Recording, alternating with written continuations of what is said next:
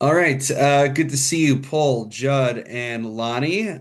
We find ourselves on Mem Ches Amid Aleph on 48a, and like I said, this is going to be quite a week. We're going to cover, God willing, three Mishnayos in one fell swoop. So buckle up. Mem Ches Amid Aleph 48a. All right, we have the place. First Mishnah. Okay, so. Hahalo v'hasimcha shmona. So we mentioned in the previous Mishnah that the mitzvah of Hallel and Simcha. Now, what is Hallel and Simcha? We'll get back to it, but let's just suffice with Rashi for now. Rashi tells us that Simcha refers to the Shalmei Simcha, which is the one of the karbanos that's brought when you go up to the Beis Hamikdash during the Shalosh Regalim. And Hallel is, we say a full Hallel on Sukkot, unlike Pesach. And maybe we'll discuss that as well. Um, so that's for 8 days. So Ketzad, Melami shechayev adam bahalo b'simcha b'kavod yantif ha'achron shelcha kishar kol yemos hachag. So something important that we learn here is that even on Shmini Atzeres, we are still supposed to have full simcha. And again, that means having the shalmei simcha, having karbanos, and also saying the full hallel as well. That is the Mishnah. Now, the Gemara wonders, Mina Hanimili. How do I know that there's this idea of having this same celebration and having the karban prepared to eat on Shmini Atzeres? So the Tanurabanan, it says in the pasuk, V'hayisa ach sameach. So what is the word ach teaching us? L'rabos le'le yontav achron, o eno el yontav harishon. Two possibilities.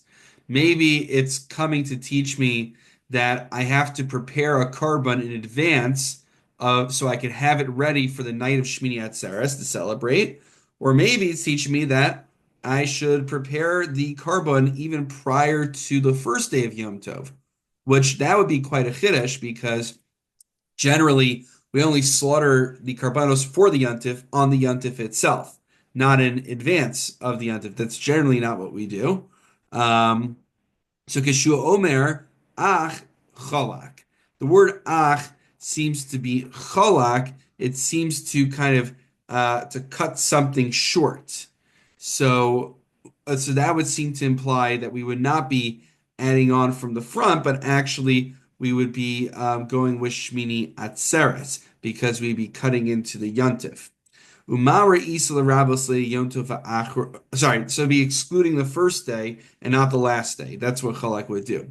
It tells us that there's the celebration on the Shmini Atzeres night, but not on the first night of Yontif, vis-a-vis preparing a karban in advance. So then the Brisa asks, why am I understanding that it's night one that's getting the boot, whereas the night Shmini Atzeres, we do it the honor of preparing a karban in advance for it. Maybe it should be the first night of Sukkot that we are learning is going to be included and have special preparation, and not Shmini Atzeres. So the answer is with the following logic. It's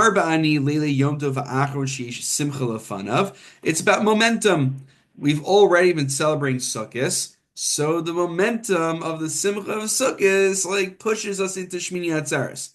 And and Rashi fills this in, once there's already this idea of having Simcha, of celebrating on the night of Shmini Atzeres, I'll just read you what Rashi says. Since the daytime is the primary part of the Yantif, it's a kal v'chomer that if I celebrate at nighttime, I should celebrate to the corresponding day as well. However, the first night of Yantif, the day beforehand was just Erev Yantif. There was no mitzvah simcha, so it doesn't have that momentum going in. So the logic would dictate that since we have momentum already from Sukkot, it just carries us over to Shmini Atzeres. It would be a bigger novelty to suggest that we would add simcha to before Yom Tov even begins. That's the logic in it. But the point being is, This is the source. Vayisa Ach Sameach teaches us the idea of Simcha and Hallel being extended from Sukkot to Shmini Atzeres as well, which makes sense also because Shmini Atzeres, the Gemara tells us elsewhere, Hashem basically says, Kasha lai predaschem. I'm sure you must have heard this in a drasha at some point, that God says, I've been enjoying our time together. Can we have just one more day together? So the whole, part of the idea behind Shmini Atzeres is that it's extending the party that we had over Sukkot. So it makes sense thematically that the Simcha would be expanded to it. Okay, very good. I have some additional stuff on this, but let's go through the Gemara first. Next Mishnah, Sukkah Shiva Ketzad. So a Sukkah has to be for 7 days. So Ketzad. Gamar Melacho lo yasir sukkaso. So once you finish eating on day 7, don't start undoing your Sukkah. Aval moris akel min mincha l'mal. But once it's past mincha time, then mibnei kavod yantif ha'achron shel chag, you will bring. That says bring down because think about like the apartment buildings in Israel; they're all flat. The sukkahs would be on top of the building, so they would take the kalim from their sukkahs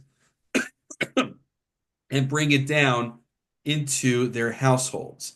So the idea is, in preparation of Shmini Atzeres, it would be respectable. It's interesting. On the one hand, you're not supposed to do hachana. One is not supposed to do preparation in advance for next Yom Tov. But at the same time, one needs to also show kavod Yom Tov and be prepared for Shmini Atzeres. So the compromise seems to be from Mincha and onwards, that's when one can start bringing their utensils from the Sukkah back into the house. That's what yeah, Paul. But don't we know halakhically we can eat in the sukkah on Shmini Atzeret? Very So, good. So the Gemara is so getting there. okay. Very good. You preempted the Gemara. And the Gemara is actually going to tell us distinguish between Eretz Yisrael and Chutz La'aretz. So you're on the right track right there. So let's see the Gemara. The Gemara says, well, first the Gemara asks a question, but then we will correct the question.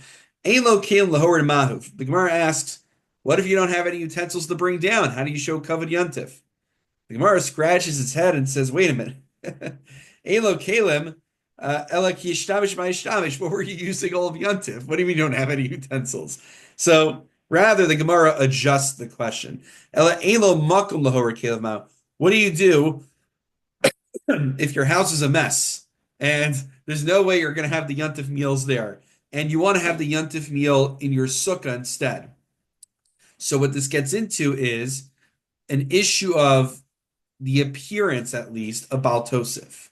The issue is that you go in a sukkah any time of year, and we're not worried that you're adding on a day to Sukkot. But the issue is that if you go immediately from Sukkot into sitting in sukkah on Shmini Atzeres, it smacks of Baal Tosef. The same way I have 4 tassels of tzitzis right on my 4-corner garment. I don't add on a 5th one. That's Baal Tosef. So same here. It seems like at least to have the appearance of it. So what can I do to outwardly demonstrate that I'm sitting in the sukkah on Shmini Atzeres, not because I'm trying to extend sukkahs, but because practically I just need somewhere to be able to eat on Shmini Atzeres. And what do you know? It's lovely weather, and the house is just not ready for me. So 2 possibilities. Rabbi Chia bar Rav Amar Pochis Arba. So you can do is that you can basically have some of the schach pulled back 4 tfachim, and that will thereby invalidate the sukkah. That's what Rashi says, the posla. And then it's very clear you're not trying to be yotzei the mitzvah of sukkah because you don't have a valid sukkah anymore. Now, just a little bit of a footnote here. Tosfos on the side, Pochis Barba, points out something that we learned toward the beginning of the Masechta. Wait a minute. We learned toward the beginning of the Masechta that Avir Posel Bishlosha, that if you have an air gap, you only need 3 tfachim to invalidate the sukkah. So Tosfos questions, why is it 4 tfachim? So, because for Rashi, the purpose of 4 tfachim is to to disqualify the sukkah. If the goal of removing the sukkah is to disqualify it, why don't we just suffice with 3 tfachim, which is the rule for avir, for air, not 4 tfachim? So Tosfos doesn't answer it, but good question to think about, and It's a good throwback to our earlier days in the first parak when we were talking about these halachos. Okay, so the second possibility, Raishu and Levi Amar, Madlik ba es haner. You can light a candle in it.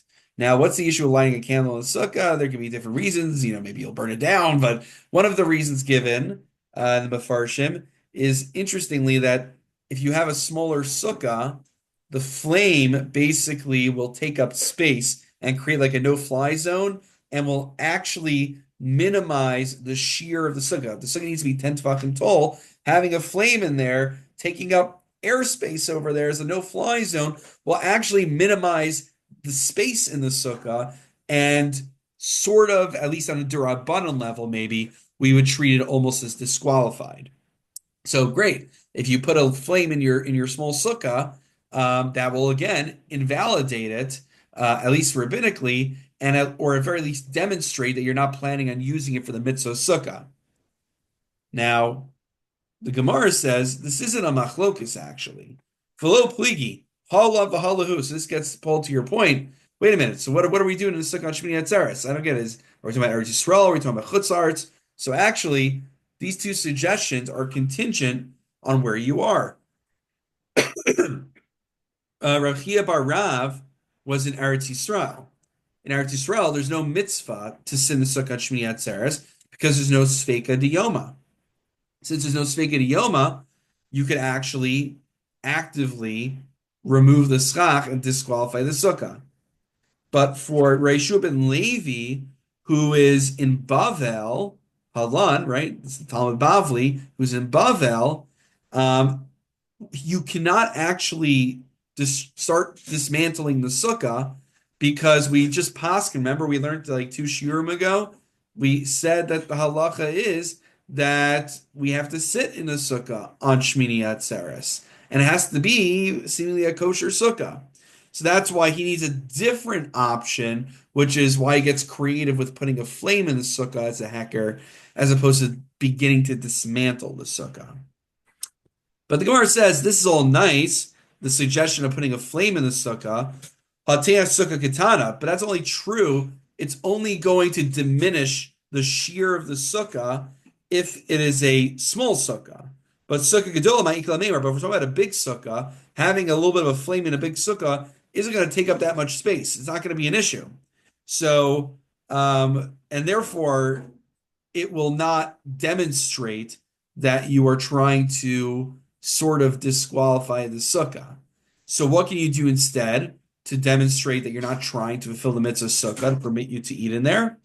So D'mayava money michla, you bring up kind of like the dirty food dishes. Damarava money michla bar mitzvah money mishtaya b'mitzvah.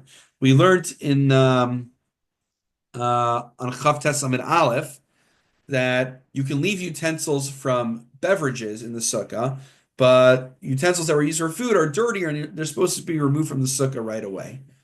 So if you leave them in the sukkah, people are not going to think it's because you're just being lazy with cleaning up, but that's a way of actively demonstrating that you're not planning on fulfilling the mitzvah sukkah. It might not be the most lovely Shmini Atzeres meal, but I guess that's the option. All right. So that's the second Mishnah and Gemara for tonight. And let's get to our final Mishnah now, and then I'll provide some additional analysis that I prepared. The Mishnah says Nisa Chamayim. So Sukkah is a very unique yantif. We have a water ritual. We have the Nisa Chamayim, the water libation. Generally, we only have wine libations. So this is unique because of the rainy season. We have the Simchas Beis HaShoeva. We at the beginning of Maseches Tainus, it talks about saying Mashiva Ruach Amor Geshem, right? We have Tfilas Geshem at the end of Yontif. So, what is the water libation ritual? What does it look like? So that's what we're going to talk about. Nisa Chamayim, Ketzad. Slochis Shel Zav Machzekes Shlosha Lugim Hayimamali Min HaShiluach. They would take a golden flask, fill it with 3 lugim of water from the Shiluach spring. Hegil Shar Hamayim, they got to the aptly named Gate of Water. Taku variu taku. There'd be a lot of pageantry. They'd be blowing the shofros. Allah bekevesh upana lismolo. You go up the ramp of the altar of the mizbeach. He turns to his left. Shnei sifam shel kesef hayusham. There were basically two receptacles of silver there. Right, Hudomer shel sid. They were of what do you call it? Limestone. I always forget this. Sid is lime. Yeah, limestone. Hayu el shahayu mushcharim pnei b'nei hayayin. But they were darkened actually because of the wine that was poured in there. So they had a darker color than they generally would have. Menukavin kimin shnei chutmin dakin echad me'uva ve'echad dak b'shiyushneim kolim bevas achas. Let me see if I get you a picture over here. Does the article give you a picture? No? So, all right, I'm going to try to do this from the screen. Uh, we'll see how, let me turn the blur off. Whoops, one moment. All right, let me see if I could show you a photo over here. So if you see over here, this is a picture of the Mizbeach. And there's you see those two receptacles over there. So one the wine goes into, one the water goes into, and you see they have these two pipes coming out of each one, respectively, and those are the noses of them, right? It looks like a nice Jewish nose coming out, essentially. So one wine goes in, one the water goes in, and the I guess the water was thicker, or sorry, or no, the water would the pipe would be designed that it would not flow out as fast because the wine is thicker and doesn't go as fast. They basically want to time them at the same time. All right, so that's the picture I have. So hopefully our imagination can do the rest. All right. So echamuva v'echada, right? So that way they all come out at the same time.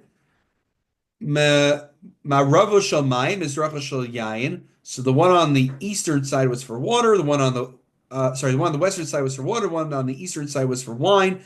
Ira shel mayim latok shel yayin, v'shel yayin latok shel mayim yatsa. Now, if you accidentally mix up which one goes where, your yotze b'diavad. Rabbi Yehuda Omer below Kayim Menasech Kol Shmona, and now just a little bit of a disagreement from Rabbi Yehuda, just on a technicality here. He says that the measurement would be a log of water and that they would do it all 8 days. All right, so just a slight change of opinion from his side. Finally, Luminasich Omrim Lo.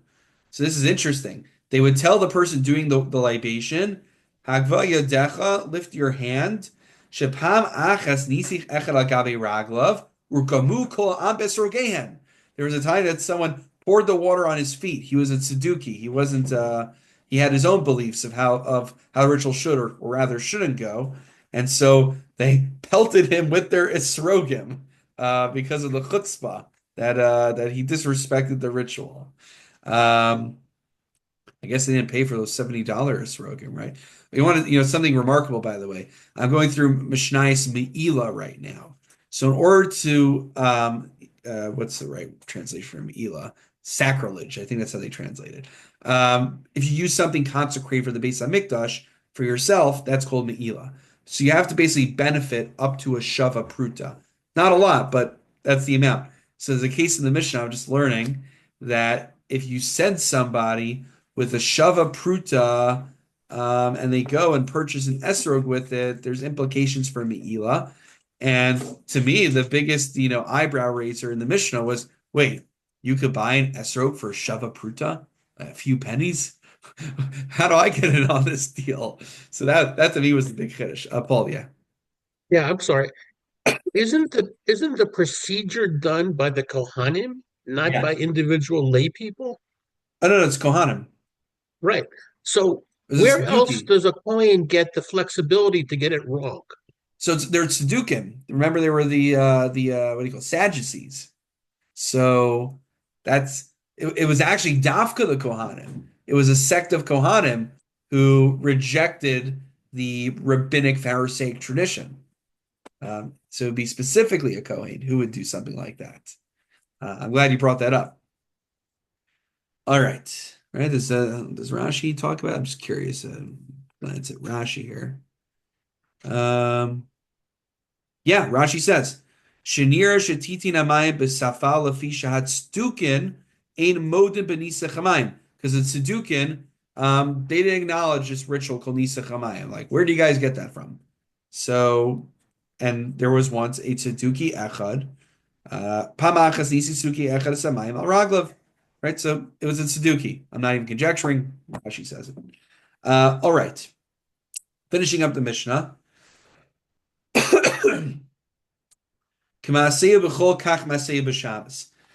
The same thing would be done on Shabbos, but with a slight adjustment. Ella shahay memali me'erev Shabbos chavish shel zav.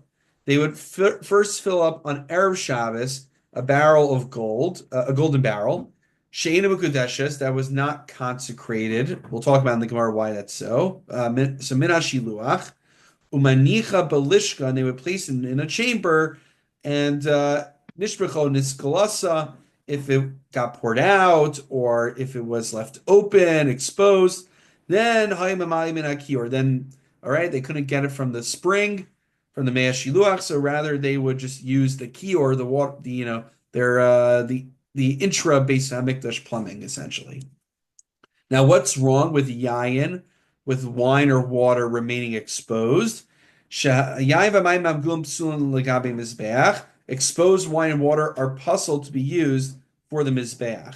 The Gemara is going to give us a different reason later on in a few shiurim from now, but Rashi tells us, we're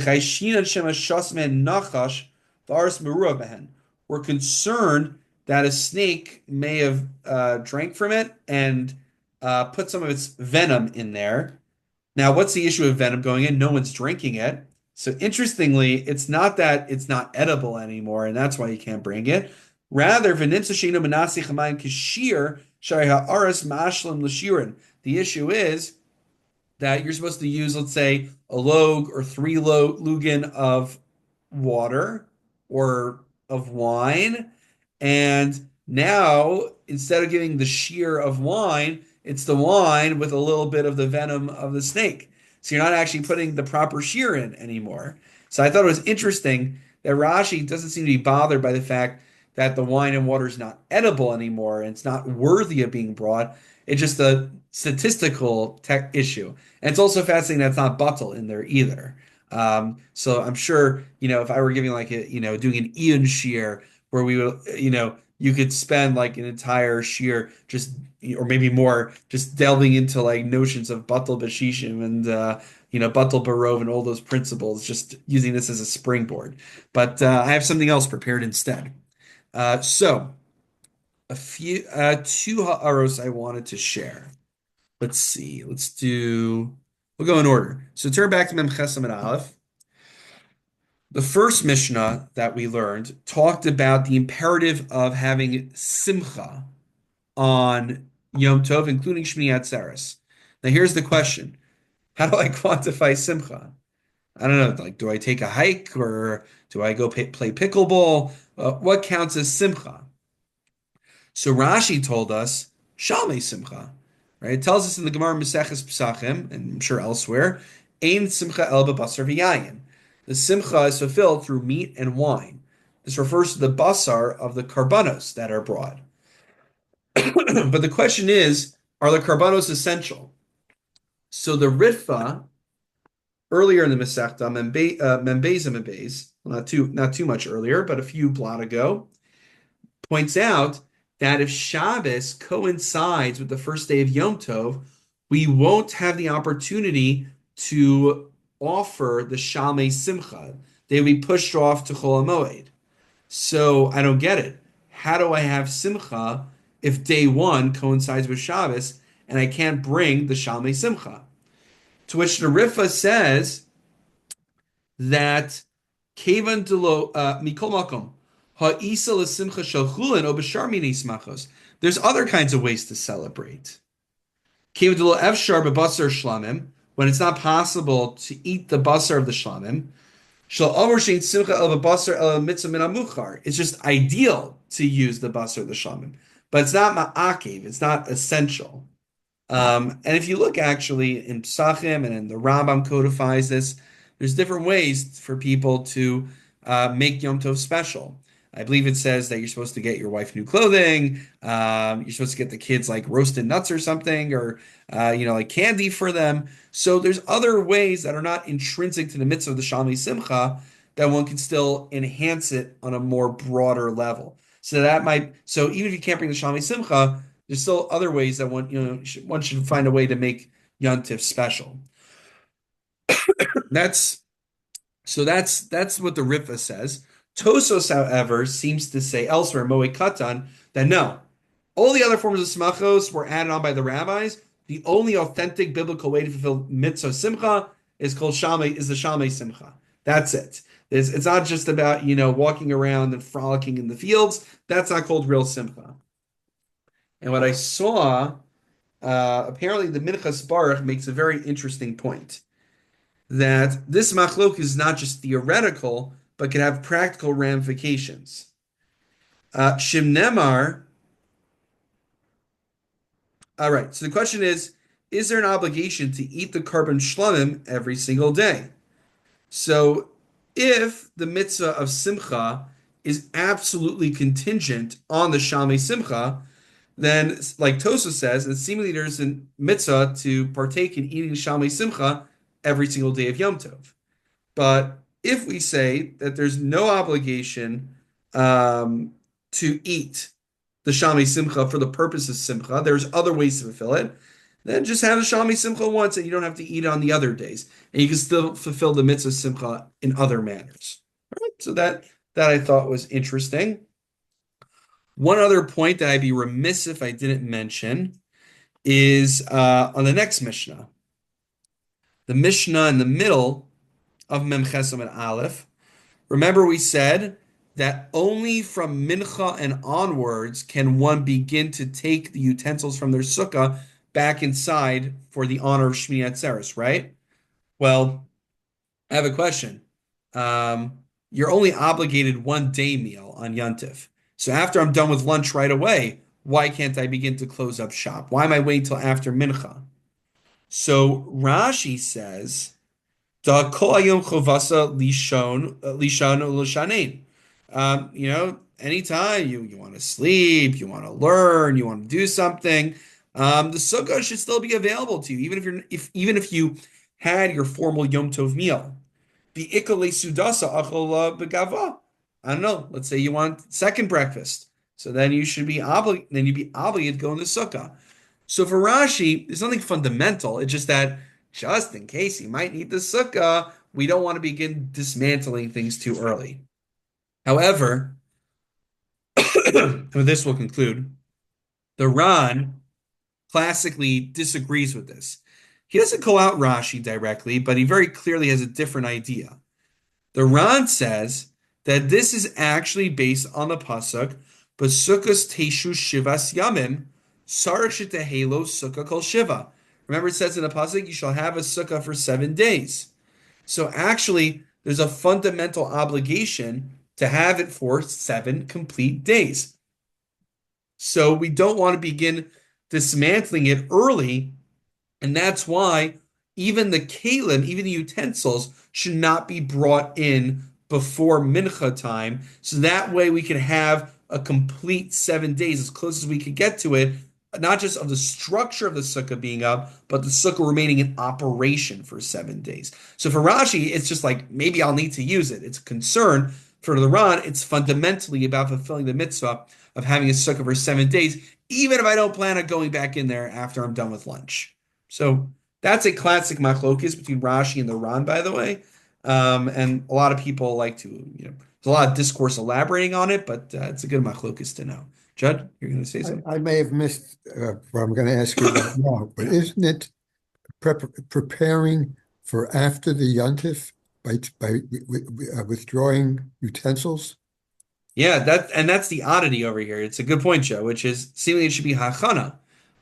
Generally, we can't do hachana to prepare from 1 day to next, and that's what makes it such an odd halach. And admittedly, I probably need to research further because I'm sure someone has to elaborate on this more. But it seems to be a compromise. On the one hand, don't go ahead and do hachana too soon. but also you need to start preparing for Shmini Atzeres. I guess what could be interesting is, there's always this like tension about this ambiguity of Shmini Atzeres. Sometimes we say Shmini Atzeres is a regel bifnei atzmo, we learned in the Gemara, that's its own independent Yom Tov. But in other ways, it's also just an extension of Sukkot, right? Kashalai Preidaschem. Hashem wants another day. We just learned also um, that the mitzvah of simcha get right. Vayisa ach sameach. The whole idea is that Shmini Atzeres emerges from the simcha of Sukkot. So I wonder, I'm just conjecturing, but I wonder if it's not considered such a direct affront to Sukkot to prepare for Shmini Atzeres, because in some way it is considered just an annexation being appended to the holiday of Sukkot. But I think that's a whole sheer Klali's worth, talking about in what way Shmini Atzeres is really an extension of Sukkot versus what ways it's its own independent Yontif. I would not be surprised if you look at a sefer like Yoreach L'Mo'adim or something, like one of these like, Svarim on the Yom Tovim that give halachic discourse in sheer Klali style. It's got to be in there somewhere. But excellent point, Judd. You're right. The Hachana angle is very important. All right, Judd, Paul, Lonnie, wonderful learning together. Next week, God Thank willing, you. we're going to do Monday night because Thursday night will be Purim. So, and I want to try to get in every week we can. So hopefully we'll finish the Masechta soon. All right, have a wonderful Shabbos, everyone. Shkoyach. Thank Take you. care. Thank you. Take care.